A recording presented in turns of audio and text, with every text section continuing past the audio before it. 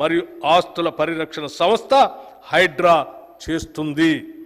ఈ సంస్థలో ఆస్తుల పరిరక్షణకు, విపత్తుల నిర్వహణకు ప్రత్యేక విభాగాలు ఉంటాయి. ఈ సంస్థ పాలక మండలికి, గవర్నింగ్ అథారిటీకి రాష్ట్ర ముఖ్యమంత్రి అధ్యక్షులుగా ఉంటారు. ఈ సంస్థ నిర్వహణకు కావలసిన నిధులను ప్రభుత్వ కేటాయింపు ద్వారాను, లబ్ధిదారులైన స్థానిక సంస్థల వాటాల ద్వారాను సమకూర్చుకోవటం జరుగుతుంది. ఈ సంస్థ వల్ల విపత్తుల నివారణ, నిర్వహణ సమర్థవంతంగా నిర్వహించడం సాధ్యమవుతుంది. మూసీ నది ప్రక్షాళన, మూసీ రివర్ ఫ్రంట్ డెవలప్మెంట్ ప్రాజెక్టుకు మా ప్రభుత్వానికి అత్యంత ప్రాధాన్యం. ఈ ప్రాజెక్టులో భాగంగా మూసీ నది తీర ప్రాంత పర్యావరణ వ్యవస్థను పునరుద్ధరించాలని భావిస్తున్నాం. ఈ ప్రాజెక్టు వల్ల సుమారు 110 చదరపు కిలోమీటర్ల పట్టణ ప్రాంతం పునర్జీవనం చెందుతుంది. అలాగే నదీ తీర ప్రాంతంలో కొత్త వాణిజ్య నివాస కేంద్రాలు వెలిసి పాత హెరిటేజ్ ప్రాంతాలు కొత్తదనాన్ని సంతరించుకుంటాయి. మూసీ నది పరివాహక ప్రాంత అభివృద్ధి ప్రాజెక్టు వల్ల జల నిర్వహణలో ఎదురయ్యే సంక్లిష్ట సమస్యల్ని పరిష్కరించుకోవచ్చు. పర్యావరణానికి నష్టం కలగని విధంగా మౌలిక సదుపాయాలను కల్పించుకోవచ్చు. ఈ ప్రాజెక్టులో రిక్రియేషన్ జోన్లు, పాదచారణ జోన్లు, పీపుల్స్ ప్లాజాలు, చిల్డ్రన్ థీమ్ పార్కులు, ఎంటర్టైన్మెంట్ జోన్లు అభివృద్ధి చేస్తాం.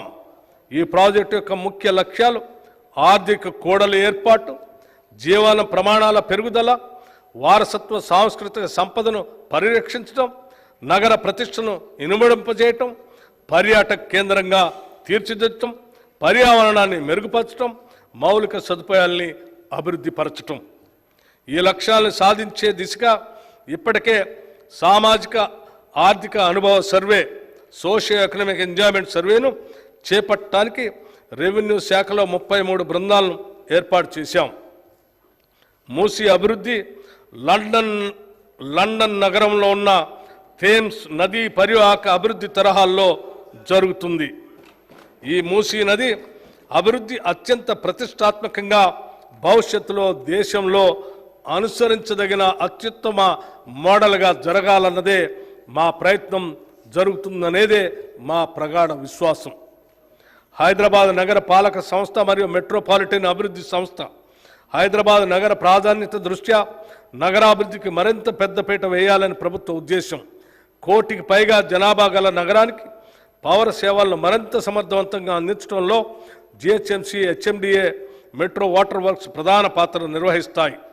వాటి సేవలను ప్రజలకు మరింత మెరుగ్గా అందించేందుకు జిహెచ్ఎంసీ పరిధిలో మౌలిక వసతుల కల్పనకు 3065 కోట్ల రూపాయలు, హెచ్ఎండిఏ పరిధిలో మౌలిక వసతుల కల్పనకు 500 కోట్ల రూపాయలు, నగరానికి మంచినీటి మరియు డ్రైనేజ్ వ్యవస్థ మెరుగుపరచడానికి మెట్రో వాటర్ వర్క్స్కి 3385 కోట్ల రూపాయలు ఈ బడ్జెట్లో ప్రతిపాదించాం.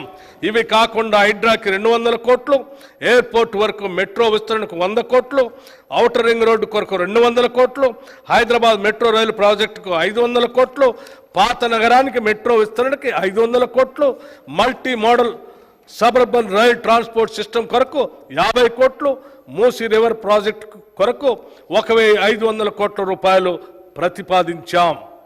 తెలంగాణ ఆర్థికంగా ఆయువు పట్టువైన హైదరాబాద్ నగరాభివృద్ధి సాధించినప్పుడే పలు రంగాలకు అవసరమైన వనరులు సమకూడి రాష్ట్రాభివృద్ధికి దోహదపడుతుంది. ఇది దృష్టిలో పెట్టుకొని నగరాభివృద్ధికి ఎన్నడూ లేని విధంగా భారీ ఎత్తున 10,000 కోట్ల రూపాయలు ఈ బడ్జెట్లో ప్రతిపాదిస్తున్నాం. Regional ring road, outer ring road నిర్మాణం హైదరాబాద్ నగరానికి మణిహారం. ఔటర్ రింగ్ రోడ్డు నగరం చుట్టూ ఉన్న పలు ప్రాంతాలను అనుసంధానం చేయడంతో హైదరాబాద్ నగరాభివృద్ధికి మరింత వేగవంతమైంది. ఇలాంటి ఫలితాలను రాష్ట్రంలో మరిన్ని ప్రాంతాలకు విస్తరించేందుకు ప్రస్తుతం చేపడుతున్న రీజనల్ రింగ్ రోడ్ దోహదపడుతుంది. ఉత్తర ప్రాంతంలోని 158.6 కిలోమీటర్ల పొడవున్న సంగారెడ్డి, తూప్రాన్, గజ్వేల్, చౌటప్పల్ రోడ్డును, దక్షిణ ప్రాంతంలోని 189 కిలోమీటర్ల పొడవున్న చౌటప్పల్, షాద్నగర్, సంగారెడ్డి రోడ్డును జాతీయ రహదారులుగా ప్రకటించడానికి వీలుగా అప్గ్రేడ్ చేయాలని మా ప్రభుత్వం ప్రతిపాదిస్తుంది. రీజనల్ రింగ్ రోడ్ హైదరాబాద్ నగర ఉత్తర దక్షిణ ప్రాంతాలను తూర్పు పశ్చిమ ప్రాంతాలను కలుపుతూ జాతీయ రహదారి నెట్వర్క్తో అనుసంధానం చేయబడుతుంది.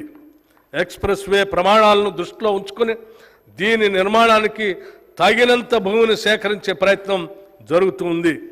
పెరుగుతున్న ట్రాఫిక్ రద్దీకి అనుగుణంగా తొలుత 4 లేన్లతో నిర్మించి దాని 8 లేన్ల సామర్థ్యానికి విస్తరింపచేస్తాం. ఈ ప్రాజెక్టు వల్ల ఓఆర్ఆర్కు మరియు త్రిబుల్-ఆర్కు మధ్య పలు పరిశ్రమలు, వాణిజ్య సేవలు, రవాణా పార్కులు మొదలైనవి అభివృద్ధి చెందుతాయి. ప్రాథమిక అంచనాల ప్రకారం త్రిబుల్-ఆర్ ఉత్తర ప్రాంతం అభివృద్ధికి 13,522 కోట్ల రూపాయలు, దక్షిణ ప్రాంత అభివృద్ధికి 12,980 కోట్ల రూపాయలు ఖర్చు అవుతుంది. దీనికోసం ఈ బడ్జెట్లో 1,525 కోట్ల రూపాయలు ప్రతిపాదిస్తున్నాం. స్త్రీ శిశు సంక్షేమం, బాలికలకు పౌష్టికాహారాన్ని అందించడంతో పాటు విద్యను కూడా అందించాలనే సంకల్పంతో అంగన్వాడీ కేంద్రాలను ప్రీ స్కూల్గా మార్చాలని నిర్ణయించాం. అలాగే అమ్మ ఆదర్శ పాఠశాల కమిటీలను ఏర్పాటు చేసి పాఠశాల నిర్వహణను అప్పగిస్తాం. రాష్ట్రంలోని అన్ని ప్రభుత్వ పాఠశాలల్లో పారిశుధ్యం, మరమ్మతులు, నిర్వహణ మహిళా సంఘాల ద్వారా చేపట్టాలని అనుకుంటున్నాం. దీని ద్వారా ప్రభుత్వ పాఠశాలలో విద్యా ప్రమాణాలను పెంచి నాణ్యమైన విద్యను అందించాలన్నదే మా లక్ష్యం. స్త్రీ శిశు సంక్షేమానికి ఈ బడ్జెట్లో 2,736 కోట్ల రూపాయలు ప్రతిపాదిస్తున్నాం. ప్రజాస్వామ్యం అనేది బలవంతులకి మరియు బలహీనులకి సమాన అవకాశాలు కల్పించేది. పూజ్య